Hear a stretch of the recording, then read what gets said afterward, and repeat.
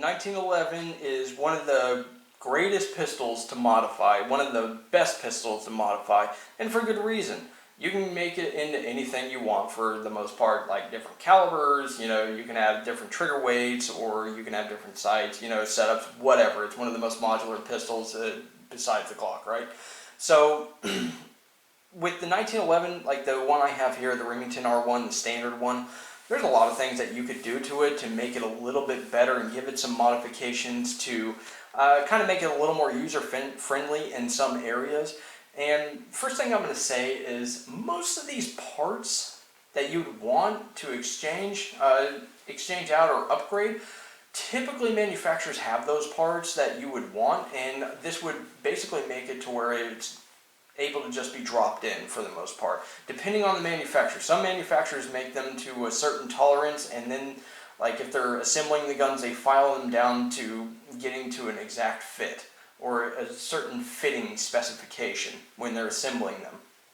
Now, that's something that you want to keep in mind, and I would call the manufacturer first before attempting this, but typically you can find the parts that you need from the manufacturer, and you know, just verify that you don't need to do any filing or polishing ahead of time, or before installing, I mean. So, anyways, I want to go ahead and show you a 1911 that's got most of the modifications that I would like, minus something, or it has too much, some additional things that I would rather have not there.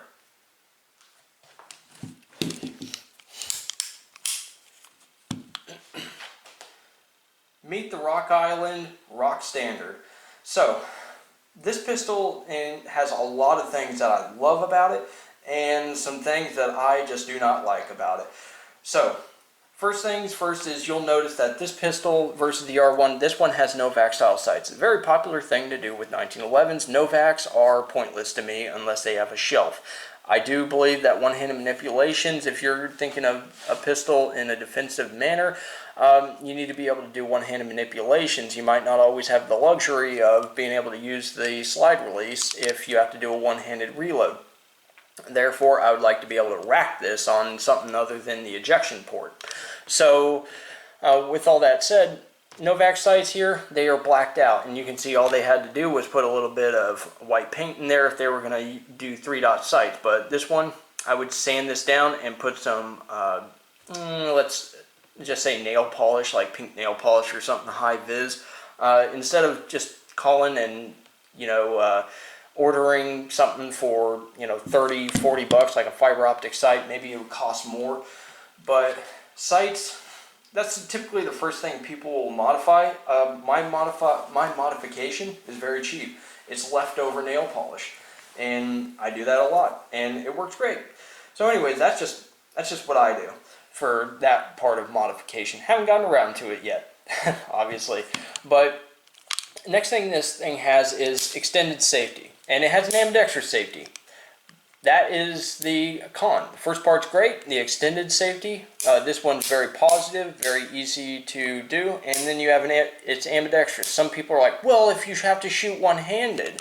Well, if I have to shoot left-handed, then I do that. Or with an extended safety, you basically just go like that, and you're good to go. So, basically, there's no real need for an ambidextrous safety if you're, you know, caught needing to use the safety one-handed. Then you can do that one-handed, and you're going to be good to go. So I don't see the need for an ambidextrous safety on a 1911. The reason why is my experience. My experience with gloves on, or even without gloves, it gets here, and then it gets pinned down. And you can see it pinches between the grip and my finger. That's very common to happen. Or that's a very common thing to happen to me. So when I draw it and then I orientate toward the threat, that's when my safety comes off, though my finger is still straight off the trigger. I'm not going to wait until I'm pointed in and I'm acquiring my sights to take the safety off. That is a waste of time, in my opinion, because during the push out, I am starting to touch and putting pressure on the trigger. So then it breaks, you know, at the end of the presentation. Some other modifications that this has that I don't really care for is it has a skeletonized and hammer and trigger, which that's not what I'm not a fan of. That's just typically a part that you're going to see, and it's fine. I don't really care either way. It's a little bit longer than the R1, which is fine. Long or short, doesn't really matter to me. But it has an over travel stop.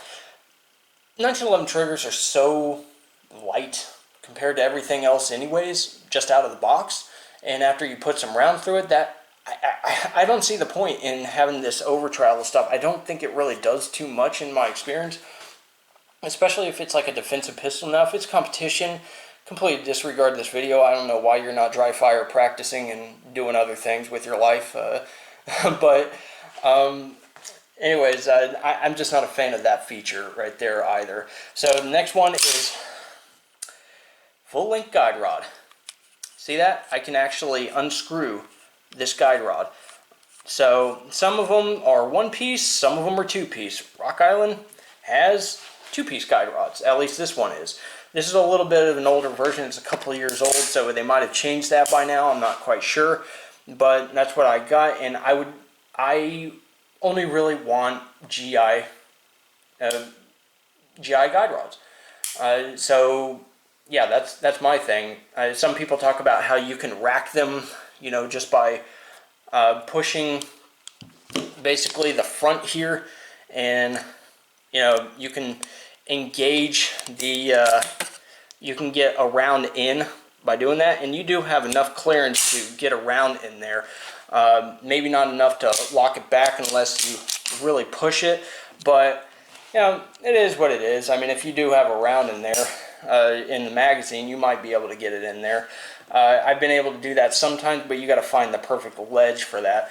But for the most part, GI guide rods are my go-to for disassembly, and in general, I don't see that the full-length guide rod actually does anything for you, and it's more just a pain in the butt than anything else. So the next thing is, with the skeletonized hammer, you have a beaver tail, right, and a little memory pad right here on the grip safety. So the beaver tail allows you to get really high on the gun without having to worry about hammer bite. I'm not really too afraid of hammer bite, especially if you're wearing gloves, so it's not really too necessary. It does make the gun look a little sexier, and yes, you can get a higher grip without getting hammer bite, which can be a pain in the butt sometimes. The memory pad, I do like this feature actually, because when I am wearing gloves, sometimes I don't always wear the best fitting gloves, and sometimes I don't always get the best grip, and this is an area that can hollow out in your hand when you're getting a very hard grip. You can see this hollows out right in this area on my hand, and sometimes I don't get the best grip on it, especially when I'm wearing gloves. So I like that feature. I've never had a problem with this pistol here. So next thing is the mainspring housing here. Some pistols don't really have that great a texture on the mainspring housing. This one does. This one has pretty good texturing, but also you see some mainspring housings that actually bow out, kind of like the World War II versions or the A1 version. That was for a couple things. Well, there's a couple theories to it.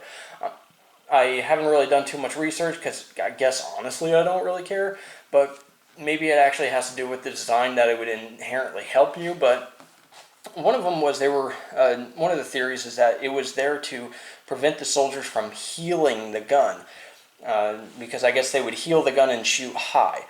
The next one is it encourages your hand to go up higher, I guess. I don't know. But I had a Auto Ordnance GI 1911, which I intend to actually get again, but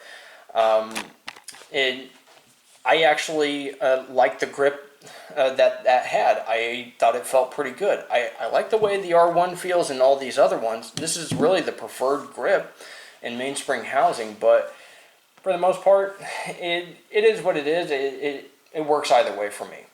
So the last thing is the grip panels. The grip panels you can replace with VZ grips. This doesn't really have anything on it, so you know, it's nice and smooth. There really doesn't need to be any texturing on the grip panels, but it's just a nice little addition if you do want it around, but it's not really that necessary. So with all that said, we're going to go to the last part of it, which is going to be magazines. So I'm going to bring the R1 back here.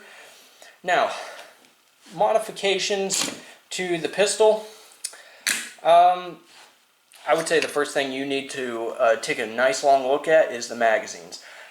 If they are not Wilson Combat magazines, I would exchange them out for Wilson Combat magazines.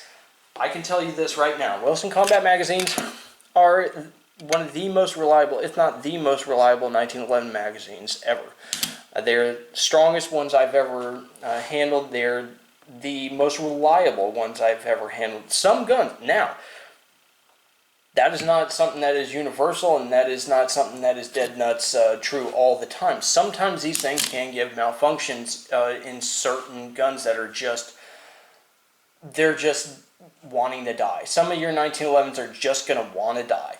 However, when you're talking about longevity of magazines, this is the way to go. If they could make all magazines like these Wilson Combat magazines, you would never have to replace the magazines, I'm pretty sure.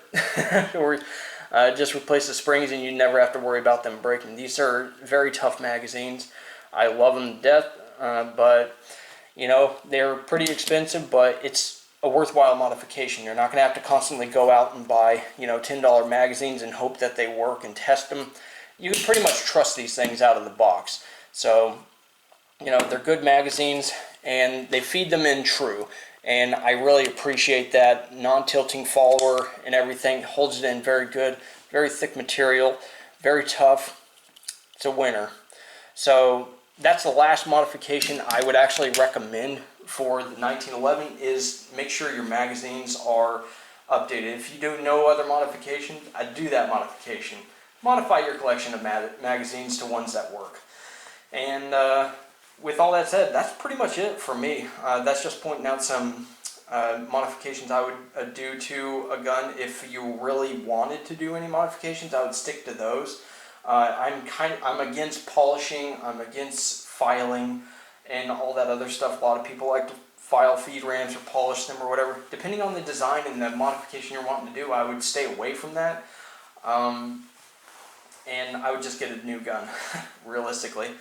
But with all that said, I appreciate you guys watching. Go ahead and leave a comment below, and you guys have a good one.